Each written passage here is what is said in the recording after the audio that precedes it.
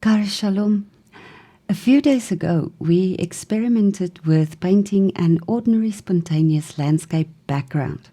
With this background, you could create a desert scene with a few camels, perhaps, or simply a palm tree or two. Alternatively, you could make it into a seascape. The possibilities are endless if you have a basic background. So we used the background from part 1 as an experiment, but we weren't too happy with the outcome, so we used the same base colors and tried it again.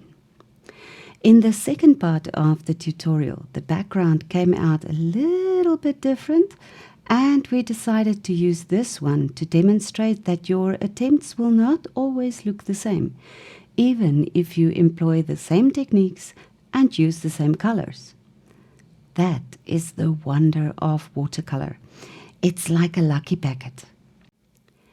The materials used are listed in the description below. So in part 1 of this tutorial, we covered the first step in our landscape painting, the basic background.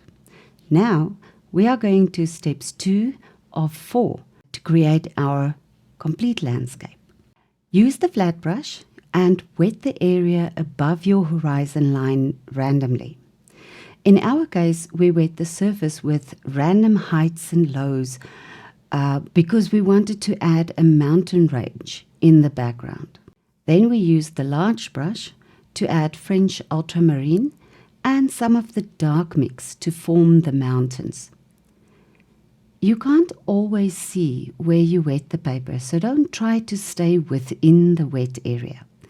Dabbing the paint randomly will allow it to spread, and then you can add a few touches here and there on the dry paper. This will cause soft and hard edges to form, which will give you a sense of distance. You are now building your middle values in this step. The blue and dark mixes have pushed the mountains into the background. Now you want to create a horizon line and a middle ground, so you will use a few warmer colors here. Start with a touch of the Quin Gold and charge it with a few drops of green. Lightly spread the paint as you go.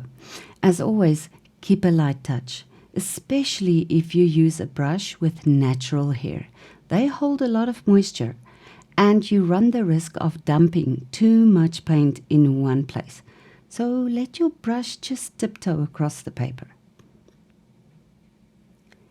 You can use the same brush or a smaller one to add some more pigment and to guide the paint into the middle ground. Add the greens and yellows first, because we start with our lighter colors and then dab in some of the darks to emphasize the horizon line and to create a few shadow areas. Adding a few touches of blue will create natural shadows, and then you can add a light glow to the mountain tops for a bit of brightness.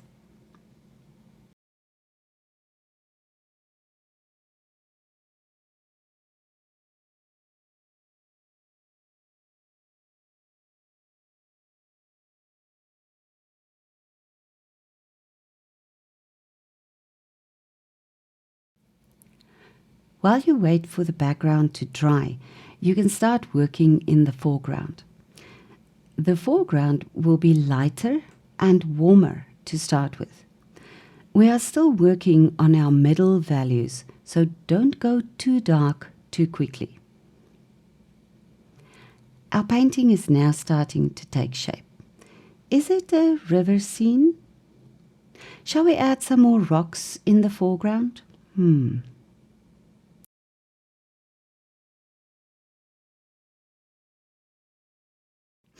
Let the paint guide you when you work spontaneously. Sometimes we start with a picture in our mind and we want to stick to that image. But if you allow the paint to speak to you, you can create magic.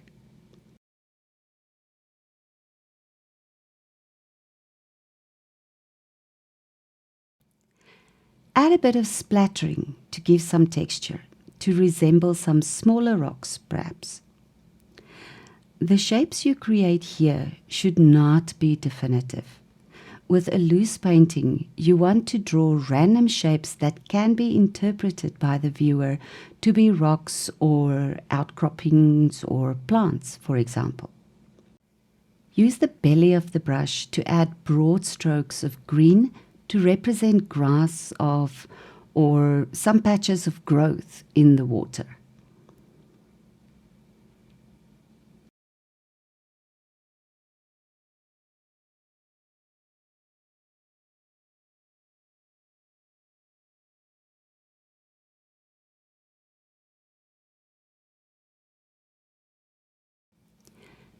You have now created another wet on wet environment. So if you splatter your paint again, it will stay put in some dry areas to give texture and diffuse into the wet areas to create interest. You can use a cut-up store card here to spread the paint a bit and to draw the trunks of the trees in the background. If the paint is very wet, the card will simply push it around and mix it on the paper if you use the broad side of the card. If you want to draw the trunks, use the sharp tip of the card. Keep in mind that you are now scarring the paper, so the effect will be permanent. Wet paint will pull into the scarring and form dark lines. If the paint is drier, the card will push it away to form lighter lines. So step 3 is building up the darker values. Contrast is important to give your painting life and dimension. Use the belly of the brush to add a few strokes of a cooler green with touches of blue to the middle ground. The environment is dry, so this layer will form hard lines against the softer lines of the previous layer, and this creates distance. Add a darker line to define the far shoreline a bit more. Lightly add your darker, stronger pigments to enhance your middle values. The moment you start adding your darker values, your painting will start to take shape. The river scene is now in its ugly stage. This is where many beginner painters give up or lose interest. There's just one more step to go. So add your darks to form shadows and give shape to your rocks.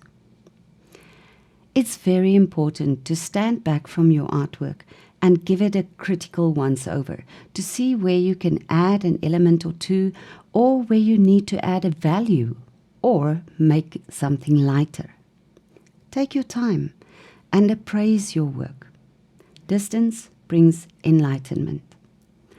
It might change the image you had in your head in the beginning and bring about an entire new creation.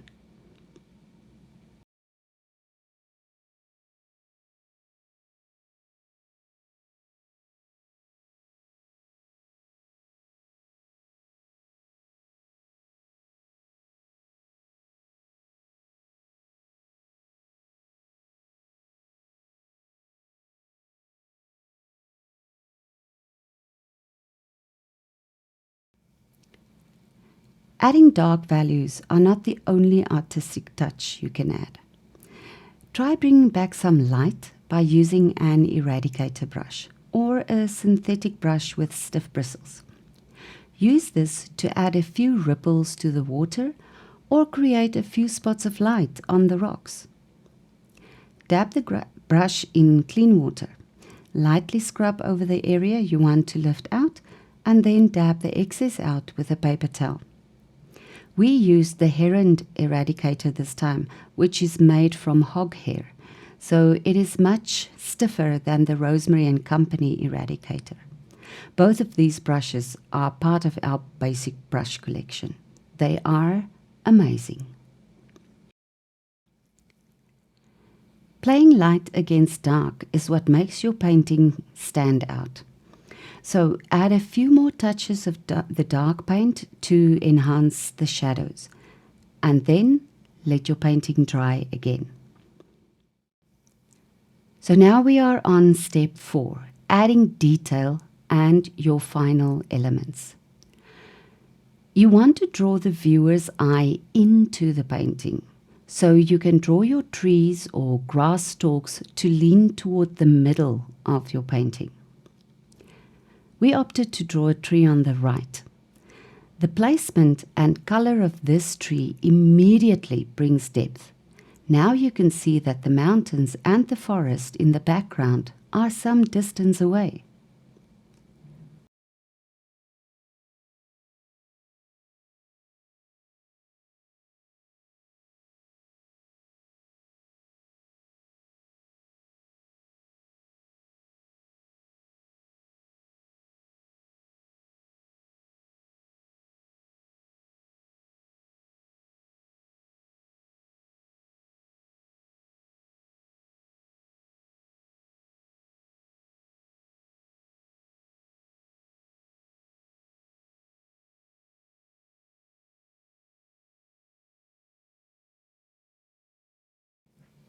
The brighter side of the tree draws your eye to the middle of the painting, and adding a tiny patch of grass in the river just off center establishes your focal points.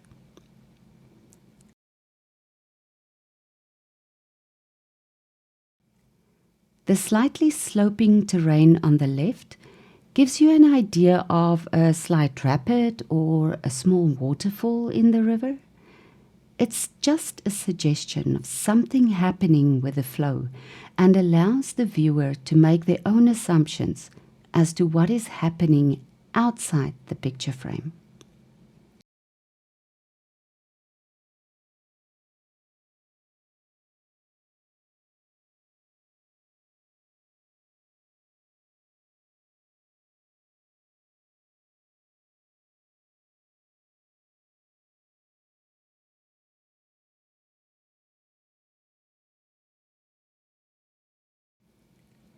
So, in 4 basic steps, our picture went from this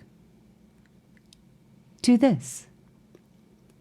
Imagination, technique, and patience will give you a magical landscape that can tell its own story.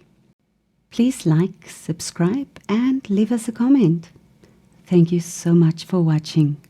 Vaya con Dios.